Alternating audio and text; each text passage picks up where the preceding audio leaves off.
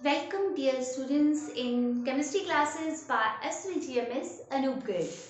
Today we are going to study integrated rate equation for zero order reaction and इसके साथ साथ इस पे बेस्ड जो न्यूमेरिकल हो सकते हैं वो भी हम स्टडी करेंगे। इंटीग्रेटेड रेट इक्वेशन स्टडी करने से पहले हम थोड़ा सा रिवाइज कर लेते हैं जो हमने स्टार्टिंग में जो इस चैप्टर का जो हमारा फर्स्ट टॉपिक था रेट ऑफ रिएक्शन। क्या स्टडी किया था हमने रेट ऑफ रिएक्शन के बारे में? क्या है rate of reaction? Change in concentration either of reactants और product and time taken for that change. अब हमने पर्टिकुलर मोमेंट के लिए क्या पढ़ा था? Instantaneous rate of reaction. क्या पढ़ा था? इंस्टेंटेनियस रेट ऑफ रिएक्शन, जिसमें हमने पर्टिकुलर मोमेंट के लिए del T tends to zero limit रखी थी और ऐसा हमने स्टडी किया है। देखो ये रेट ऑफ रिएक्शन किस फॉर्म में हम फाइंड आउट कर रहे हैं? हियर डेल और डी किसको शो कर रहा है? डिफरेंस। ये वाली जो फॉर्म है ना that is known as differential form. कौन सी फॉर्म है ये? डिफरेंशियल फॉर्म है ये। मींस हमने अब तक रेट ऑफ रिएक्शन को कैसे स्टडी किया है कि किस फॉर्म में फाइंड आउट कर सकते हैं? डिफरेंशियल फॉर्म में। अब देखो जैसे इंस्टेंटेनियस रेट था डिफरेंशियल फॉर्म में, फिर करते कैसे हैं? Through graphical method. ये सारा हम स्टडी कर चुके हैं ना।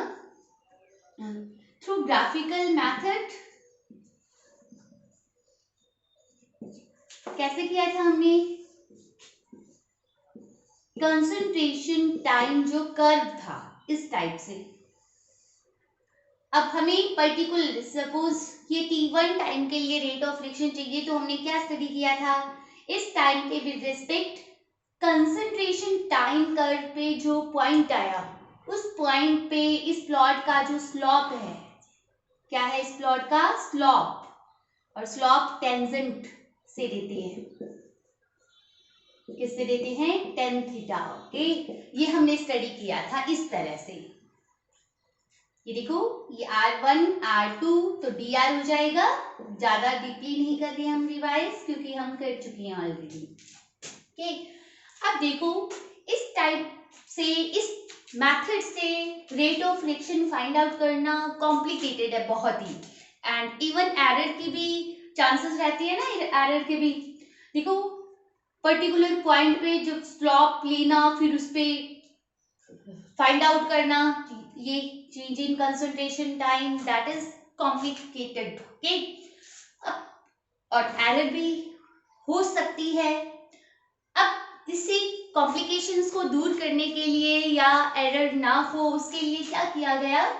ये जो डिफरेंशियल फॉर्म है इसका इंटीग्रेशन कर दिया गया। मैथ्स वाले स्टूडेंट्स को बहुत अच्छे से समझ आ रहा होगा, बायो वालों को भी आ जाएगा इजीली। बहुत ही इजी टॉपिक है। अब देखो ये डिफरेंशियल फॉर्म है, अगर डिफरेंशियल फॉर्म का इंटीग्रेशन कर दिया जाता है तो हमें इस तरह से कोई ग्राफ से उसे फाइंड आउट करने की जरूरत नहीं पड़ेगी। हम डायरेक्ट मैथमेटिकली उसमें वैल्यूज पुट करेंगे एंड क्या आ जाएगा? रेट ऑफ रिएक्शन या जो भी हमें फाइंड आउट करना है, रेट कांस्टेंट वगैरह वो सब हम फाइंड आउट कर लेंगे। तो एक्चुअल में इंटीग्रेटेड रेट इक्वेशन दी क्यों गई, क्यों स्टडी कर रहे हैं हम? Because it is difficult or complicated to find out rate of reaction in differential form through graphical method. differential form में graphical method से उसे find out करना difficult भी है और क्या है? error के भी chances हैं। तो इसलिए हम कहाँ क्या करेंगे? integrated rate equation, जिसे फिर हम easily find out कर सकते हैं। तो स्टार्ट करते हैं। इंटीग्रेटेड रेट इक्वेशन क्या है ये तो हमें समझ आ ही गया। After integration of differential form of rate law या रेट ऑफ रिएक्शन के लिए जो इक्वेशन है उसका इंटीग्रेशन करने पे जो नई इक्वेशन आएगी that is known as integrated rate equation. तो लेट्स स्टार्ट। ये जनरल सी इक्वेशन ले लेते हैं हम in which reactants are converting to product according to law of mass action. ये जीरो ऑर्डर बोला ना हमने, तो रेट ऑफ फ्रिक्शन क्या हो जाएगा, directly proportional to zero power of concentration of reactants. Okay, अब देखो रेट ऑफ रिएक्शन को हम क्या लिख सकते हैं, रिएक्टेंट के विद रिस्पेक्ट लिख रहे हैं ना, तो change in concentration of reactants over time taken for that change. है देखो नेगेटिव चार्ज क्यों लगाया हमने, बिकॉज हम चेंज किसकी कंसंट्रेशन में ले रहे हैं, रिएक्टेंट के विद रिस्पेक्ट। और ऐसा क्यों लगाते हैं माइनस, ये हम स्टडी कर चुके हैं। तो रिएक्टेंट के विद रिस्पेक्ट माइनस लेना है, प्रोपोर्शनल साइन हटाएंगे तो रेट कांस्टेंट, यहाँ जीरो ऑर्डर है तो हम के नोट ले लेते हैं। ओके, एंड अब देखो किसी की भी पावर जीरो क्या होता है, वन होता है।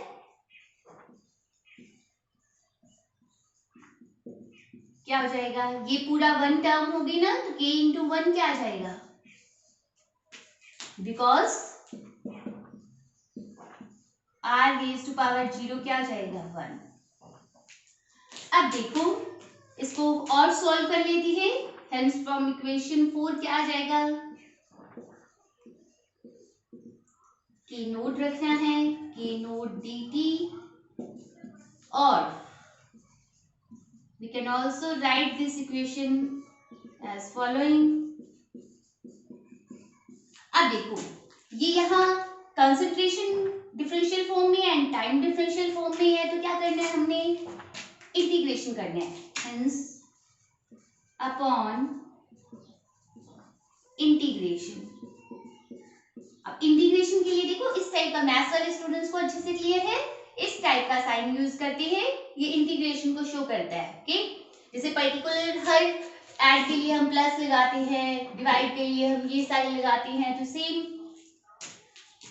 इंटीग्रेशन के लिए इस टाइप का सिंबल यूज होता है। तो इंटीग्रेशन कर दो, जो डिफरेंशियल टर्म्स है, कंसंट्रेशन टर्म्स है, और क्या है, कांस्टेंट का इंटीग्रेशन नहीं होता, ये ध्यान रखना है। तो कांस्टेंट को बाहर ले लिया हमने के नोट को, ये हमने इंटीग्रेशन कर दिया है। जो जो डिफरेंशियल टर्म्स थी हमारी इस इक्वेशन में, dr और dt था, उनको हमने इंटीग्रेट कर दिया। अब देखो इंटीग्रेशन के लिए भी फॉर्मूलाज होते हैं, जैसे हम जूनियर क्लासेस में पढ़ते थे a प्लस बी का होल स्क्वायर हो, तो उसका फॉर्मूला ऐसे है, हम ओपन करेंगे तो ऐसे लिखेंगे। सेम ऐसे ही इंटीग्रेशन के बहुत सारे फॉर्मूलाज हैं, हमारे केमिस्ट्री में वो सिंपल फॉर्मूलाज यूज होंगे। सिंपल इसमें सिर्फ मेन यही फॉर्मूला यूज हो रहा है, integration of dx is equal x। dx का जब इंटीग्रेशन करते हैं तो क्या आता है, x आता है। अब देखो यहाँ x की जगह हमारे पास वैल्यू क्या है, यहाँ r है और यहाँ t है, तो हमने dr का इंटीग्रेशन करेंगे तो क्या आ जाएगा, r आ जाएगा। और नेक्स्ट क्या है हमारे पास, k नोट, और इसका इंटीग्रेशन करेंगे dt का, तो x की जगह वहां t है, जैसे dt का कर रही है तो x की जगह क्या है t, तो t आ जाएगा। माइनस का साइन था तो वो हम लगाएंगे एज इट इज t। ये हमारे पास इक्वेशन नंबर 8। अब देखो ये ध्यान रख लेना है फॉर्मूला, यही dx is equal x।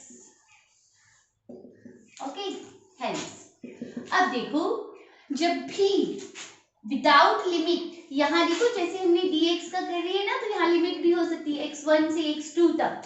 Okay, integrate हमने विदाउट लिमिट किया ना, लिमिट्स नहीं लगाई हैं। जब भी लिमिट्स नहीं लगाते हैं देन इंटीग्रेटेड कांस्टेंट आता है, उसको हम i या c लिख सकते हैं, इंटीग्रेटेड कांस्टेंट c ले लिया हमने, दैट इज इंटीग्रेशन कांस्टेंट। कब लगाना है, जब विदाउट लिमिट इंटीग्रेशन कर रहे हैं तब लगाना है। अब अगर हमें c की वैल्यू मिल जाए तो हमारे पास क्या आ जाएगा, इंटीग्रेटेड इक्वेशन आ जाएगी।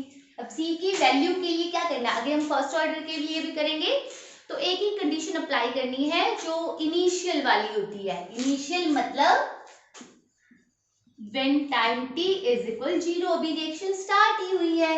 जब रिएक्शन स्टार्ट होती है तो जो रिएक्टेंट्स की कंसंट्रेशन होती है वो क्या हो गई, कंसंट्रेशन क्या हो गई, जो हमने इनिशियल ली, यानी क्या हो गई है, इनिशियल कंसंट्रेशन।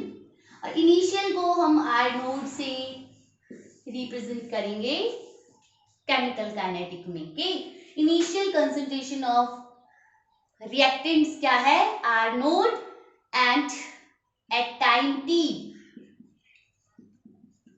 आर, मतलब टी 0 है तब आर नोट इनिशियल कंसंट्रेशन हो गई और टी टाइम के बाद इतनी बची हुई है, बाकी क्या हो गई है, get converted to product, react कर लिया है बाकी ने। तो ये टी टाइम पे बची हुई कंसंट्रेशन और ये इनिशियल कंसंट्रेशन में स्टार्टिंग में ली गई टोटल कंसंट्रेशन। अब देखो ये वाली कंडीशन यहां लगा दो, देन फ्रॉम इक्वेशन 8, इक्वेशन 8 से देखो क्या हो जाएगा, जब हम t को 0 पुट कर लिए हैं, ओके, t को 0 पुट किया तो r किसके इक्वल है, r नोट के प्लस c। इक्वेशन नंबर 9 आ गई हमारे पास। यहाँ देखो ये 0 से मल्टीप्लाई होकर क्या आ जाएगा, टोटल 0, ये 0 हो गया तो c किसके इक्वल आ जाएगा, ऐसे टोटल लिख लेते हैं पहले, या तो r नोट इज इक्वल क्या आ जाएगा 0, सीधा 0 कर ही दो, c means c is equal r note. Equation number 10, okay, हमारे पास c की वैल्यू क्या आ गई है, r नोट, ओके, तो r नोट को c की वैल्यू को वहां पुट कर देते हैं हम इक्वेशन 8 में, या फिर हम क्या कहेंगे, from equation 8th and 10th, 8th और 10th c की वैल्यू पुट करनी है सिर्फ, r is equal minus k note t plus r note, that is integrate, इसे और फॉर्म में भी लिख सकते हैं और ऐसे भी एज इट इज रख सकते हैं, that is integrated rate equation for 0 order reaction. अब देखो इसमें अगर हमें r और r नॉट की वैल्यूज पता है, मतलब कितने टाइम में इनिशियल कंसंट्रेशन इतनी से इतनी बच जाती है, तो हम के नॉट फाइंड आउट कर सकते हैं, ओके। तो that is integrated rate equation कैसे मिली है, डिफरेंशियल जो रेट इक्वेशन थी ना उसका इंटीग्रेशन करने पे। अब इसे और फॉर्म में भी कन्वर्ट कर सकते हैं, कैसे, इसको के नोट टी को इधर ले आते हैं हम लेफ्ट हैंड साइड, तो प्लस का हो जाएगा, इधर क्या हो जाएगा, आर नोट माइनस आर, ये इधर लाएंगे लेफ्ट हैंड साइड तो पॉजिटिव और ये उधर जाएगा तो नेगेटिव हो गया। अब देखो आगे क्या रहा, इससे क्या लिख सकते हैं हम, के नोट को यहीं रखते हैं, इधर क्या आ जाएगा, R naught minus R over T, इस तरह से भी हम लिख सकते हैं इसको, ओके। तो that is this one or this one is integrated rate equation for 0 order reaction, okay, जहाँ हमें इनिशियल और टी टाइम पे और वो टाइम चाहिए जिससे हम रेट कांस्टेंट फाइंड आउट कर सकते हैं। अब देखो इससे प्लॉट भी बनाना है हमने, ये देखो ये वाला, इस इक्वेशन को देखो क्या है, ये equation r is equal minus k naught t plus r naught, ठीक, इक्वेशन नंबर ये कौन सी है हमारी 11, ओके।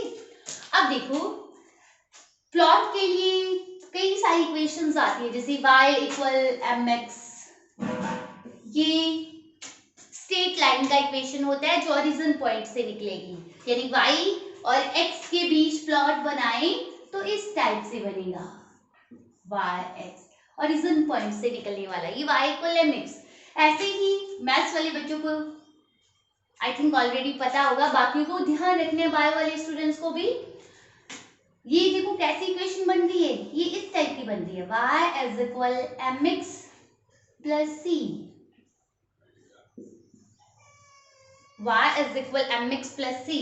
और जब ऐसी इक्वेशन आए ना, क्यों बन रही है, ये देखो ये y, ये c constant, initial concentration constant हो गई, ये c, x पे क्या रखना है, t, x क्या है यहाँ लिख लीजिए, x t हो गया, y इज इक्वल क्या हो गया है, r हो गया है, c इज इक्वल क्या हो गया है, r नोड हो गया है, और m इज इक्वल क्या, x के जो भी मल्टीप्लाई में है ना, x के मल्टीप्लाई में ये है माइनस के नोड, यहाँ क्या है m, तो वो क्या हो गया है, m क्या हो गया है, माइनस के नोड हो गया। ओके, कंपेयर करिए अगर इन इक्वेशंस को।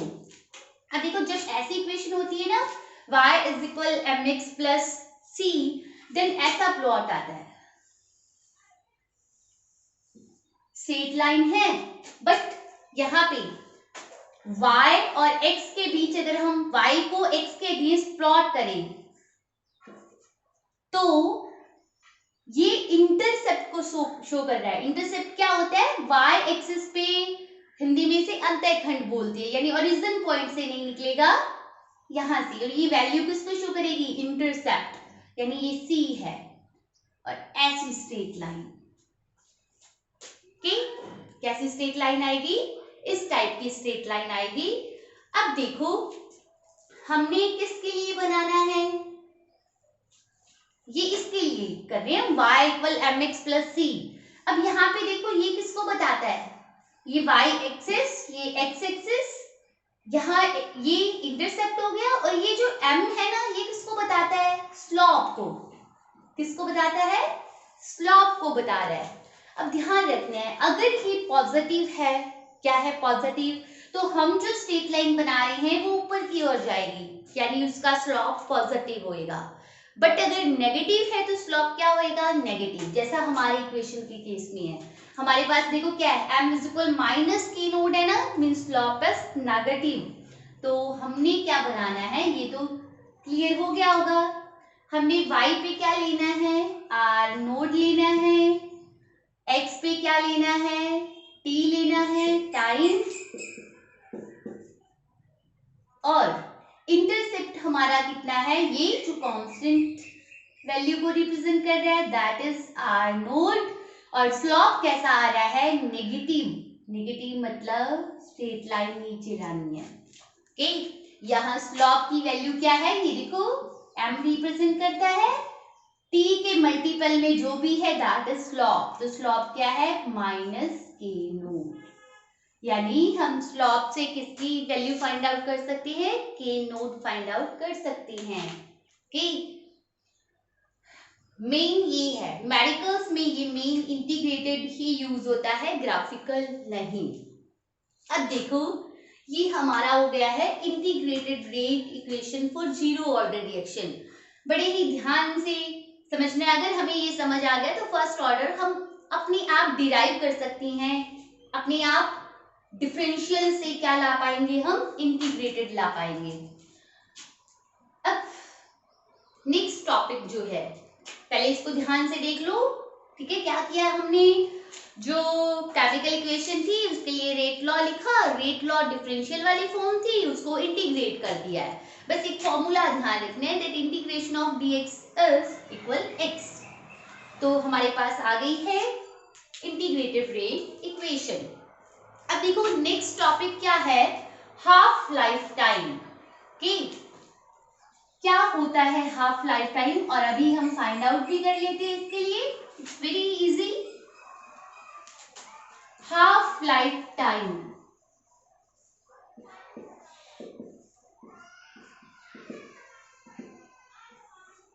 हाफ लाइफ टाइम का मीन आधी जिंदगी गुजर जाए तब जो टाइम है, ठीक है।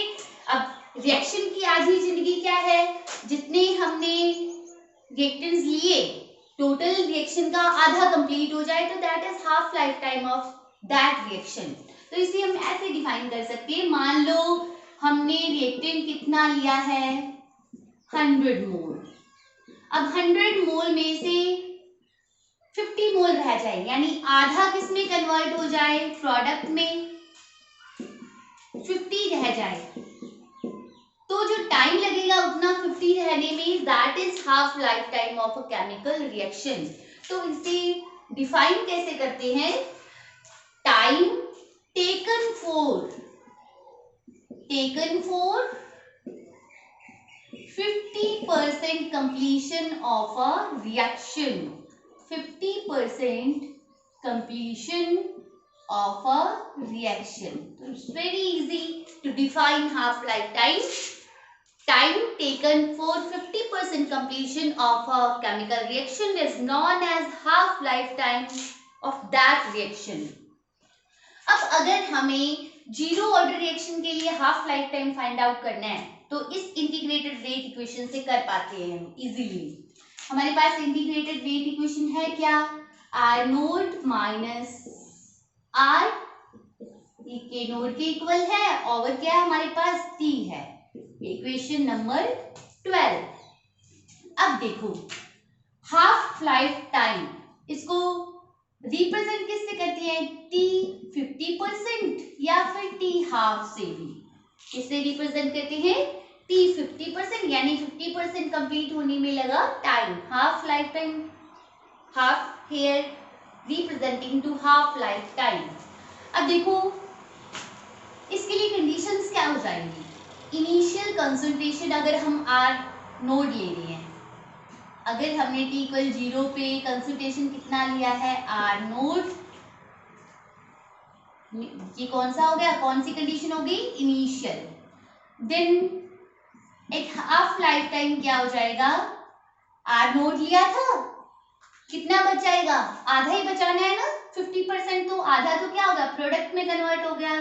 देन एट टी हाफ क्या हो जाएगा, टी हाफ पे टी किसी भी पर्टिकुलर टाइम पे जो बचती है कंसंट्रेशन उसको हमने आर से लिखा था ना, वो इनिशियल की क्या होगी, हाफ होगी, क्या हो जाएगी इनिशियल की हाफ, इनिशियल आर नोड है, टी हाफ पे वो क्या रह जाएगी, आधी रह जाएगी।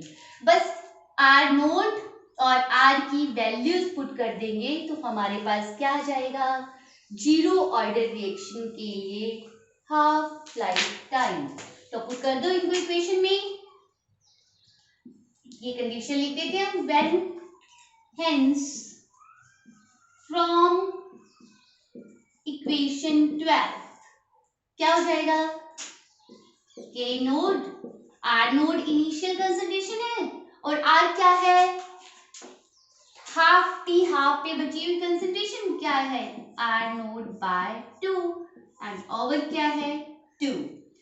इक्वेशन नंबर 13, इस पूरे को सॉल्व करेंगे, देन क्या आएगा हमारे पास, डायरेक्ट सॉल्व करोगे या एलसीएम लेके कर लो, ये देखो एलसीएम 2 लेंगे तो 2 आर नोट, चलो पूरा लेके कर लो, ठीक है। एलसीएम अगर 2 लेती है तो ये आ जाएगा 2 R naught minus R naught over T, या फिर हम इसको क्या लिख सकते हैं, 2 आर नोट माइनस, पूरे को देखो 2 R naught minus R naught क्या बचा, आर नोट ओवर 2, ये क्या है टी बाय 1 है तो 1 बाय टी लिख सकते हैं इसको।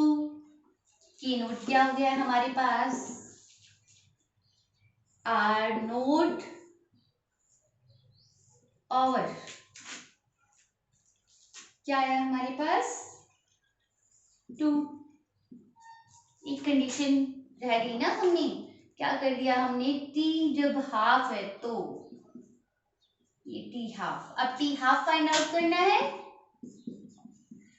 तो ये क्या आ जाएगा, आर नोट, टी हाफ को इधर ले जाएंगे, के नोट इधर रह जाएगा, 2 के note, that is equation number पहले दे देते हैं इनको, 14th 15th 16th and 17th। Okay, अब एक बार वापस से देख लेते हैं क्या किया है हमने, ये हमारे पास इंटीग्रेटेड रेट इक्वेशन थी, जब टी हाफ पुट कर देते हैं, ये ध्यान रखना है, स्टार्टिंग में हमने एज इट इज रख दिया था टी हाफ पे जो आर है वो क्या क्या हो जाता है आर नोट बाय 2। बस टी हाफ पुट करना है, तब आर की जगह क्या पुट कर देना है आर नोट बाय 2। तो सॉल्व करेंगे तो हम यहाँ से सीधा भी लिख सकते थे, आर नोट है, ये आर नोट बाय 2 है, तो यहाँ आर नोट बाय 2 ही बचेगा। आर नोट बाय 2 तो क्या हो जाएगा के नोट आर नोट बाय 2 के नोट। ओके, अब यहाँ देखो 2 is constant, k is constant, तो ये टर्म्स तो कांस्टेंट्स हैं, तो मीन्स कांस्टेंट्स को हटाएंगे तो t half directly proportional to R naught. t half जो है जीरो ऑर्डर रिएक्शन का, that is directly proportional to R naught. क्या था इनिशियल कंसंट्रेशन, क्या था इनिशियल कंसंट्रेशन। अब देखो it means half lifetime of a zero order reaction is directly proportional to initial concentration of reactant। अब मान लो कोई ऐसा क्वेश्चन आता है, कोई भी जनरल सा ले लिया, that for a zero order reaction,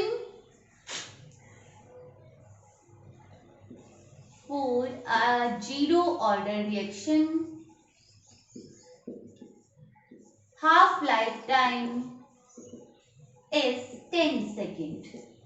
कितना है 10 सेकेंड है। okay? What will happen when concentration get doubled? okay? क्या हो जाएगा अगर कंसंट्रेशन को हम डबल कर दें तो हाफ लाइफ टाइम क्या हो जाएगा। What will happen when initial concentration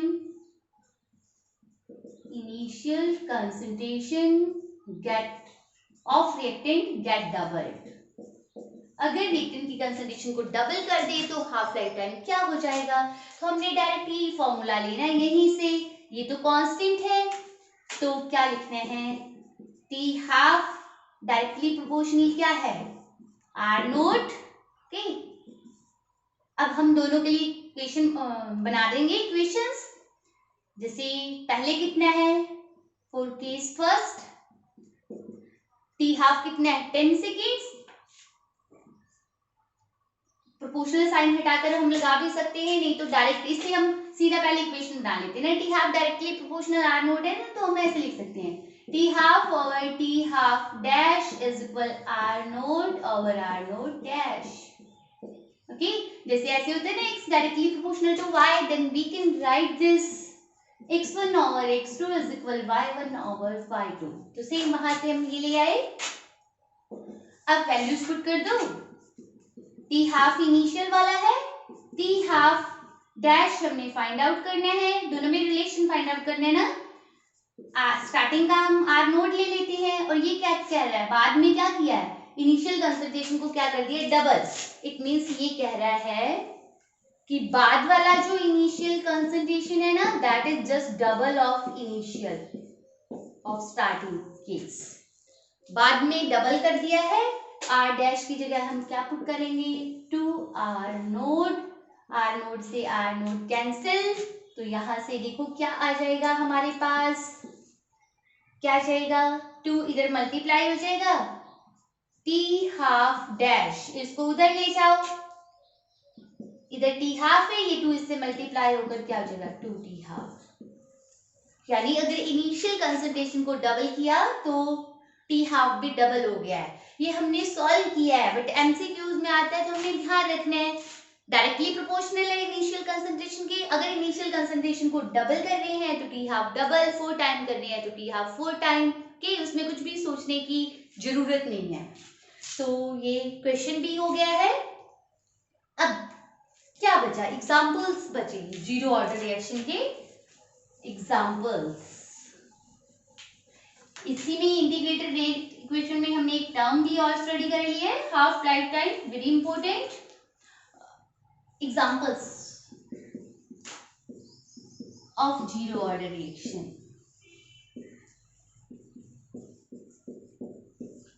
देखो एक एग्जांपल हम पढ़ चुके थे, उससे पहले बता दो zero order reactions are less common. Okay, बहुत कम एग्जांपल्स नॉन है। एक हमने स्टडी किया था हमारी प्रीवियस क्लास में, reaction between hydrogen and chlorine in presence of light. तो हमने रेट ऑफ रिएक्शन जो है हमने स्टडी किया था कि प्रैक्टिकली ये ऑब्जर्व हुआ, तो ये जीरो ऑर्डर रिएक्शन का एग्जांपल हो गया ना। तो जनरली इसके एग्जांपल्स को ध्यान रखने की, रट्टा मारने की जरूरत नहीं है, ध्यान रखने के लिए क्या कह सकते हो, जो रिएक्शन लाइट की प्रेजेंस में होती है, एंजाइम कैटालाइज है, क्या है, एंजाइम कैटालाइज, या सॉलिड कैटालिस्ट की सरफेस पे हो रही है, solid catalyst, surface on solid catalyst, और ये तो मेनली जीरो ऑर्डर ही होती हैं। Reactions, gases reactions taking place on solid catalyst as well as enzyme catalyzed reaction। क्यों होती है ये जीरो ऑर्डर? बहुत ही इजी है, इनका रीजन हम कर चुके हैं एक्चुअल में। देखो सरफेस, सॉलिड कैटालिस्ट की सरफेस पे कैसी होती है ये हमने स्टडी कर लिया था। कैसे किया था, इसका एग्जांपल पहले ले लेते हैं। Decomposition of ammonia on platinum surface, यहाँ प्लैटिनम कैटालिस्ट है। अब देखो हमने स्टडी किया था कौन सी क्लास में, हमारी factors affecting rate of reaction, जिसमें हमने लिया था surface area of catalyst. Catalyst को हम ऐसे शो करते हैं, यहाँ प्लैटिनम ले सकते हैं, मैं एक बार इजी सा सी ही ले लेती हूँ। ओके, अब यहाँ देखो इक्वेशन कैसे होती है, इसकी सरफेस पे होती है ना, यानी पहले जो गैसेस हैं वो इसकी सरफेस पे क्या हो जाती हैं, मैंने जो एक्सप्लेन किया था वही बता रही हूँ, और इसके लिए वहां पे डिटेल में उस वाली क्लास में जाकर आप चेक भी कर सकते हैं, वहां से स्टडी कर सकती हैं आप, अगर आप नहीं समझा है तो। अब देखो ये फ्री वैलेंसीज थी, हमने किया था फ्री वैलेंसीज के कारण ये अपनी कांटेक्ट में आने वाली गैसेस को, लिक्विड पार्टिकल्स को अट्रैक्ट करेगा, क्योंकि ये भी बैलेंस होना चाहेगा।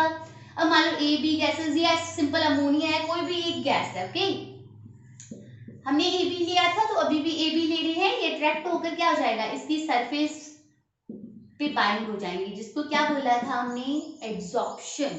क्या बोला था, एब्जॉर्प्शन बोला था।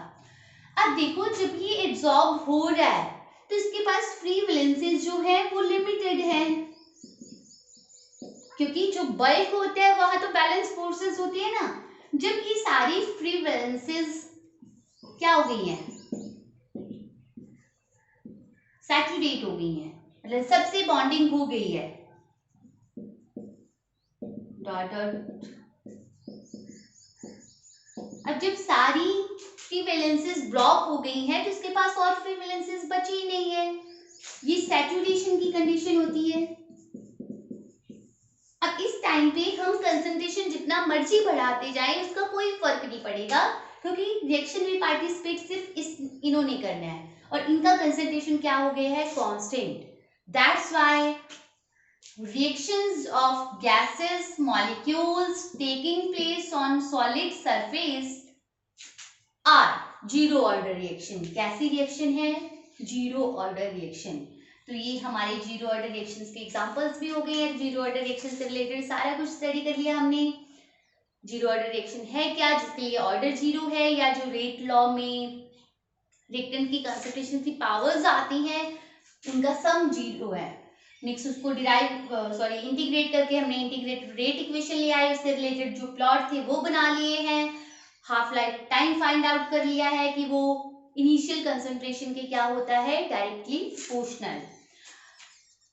और क्या है गया, न्यूमेरिकल्स बचे हैं वो हम लास्ट में करने वाले हैं। लास्ट में क्या, जीरो ऑर्डर और फर्स्ट ऑर्डर के लिए एक साथ स्टडी कर लेंगे हम। नेक्स्ट एक बात और ध्यान रखनी है लास्ट में, जैसे हमने ये लिया था ना जीरो ऑर्डर के लिए, हमने सीधा एक ही टाइप का रिएक्टेंट है ना, इसी के लिए ये डिराइव होगी, ऐसा लिखा हमने। ये सिर्फ उन जीरो ऑर्डर रिएक्शन के लिए है जिनमें एक ही स्पीसीज पार्टिसिपेट कर रही है। बट बाकियों के लिए भी तो 0 हो जाएगा, वो फर्स्ट ऑर्डर में डिफरेंट रहेगा, तो वहां स्टडी कर लेंगे। तो आज के लिए इतना काफी है, मिलते हैं अगली क्लास पे फर्स्ट ऑर्डर रिएक्शन के साथ, integrated first order reaction. Okay, thank you very much.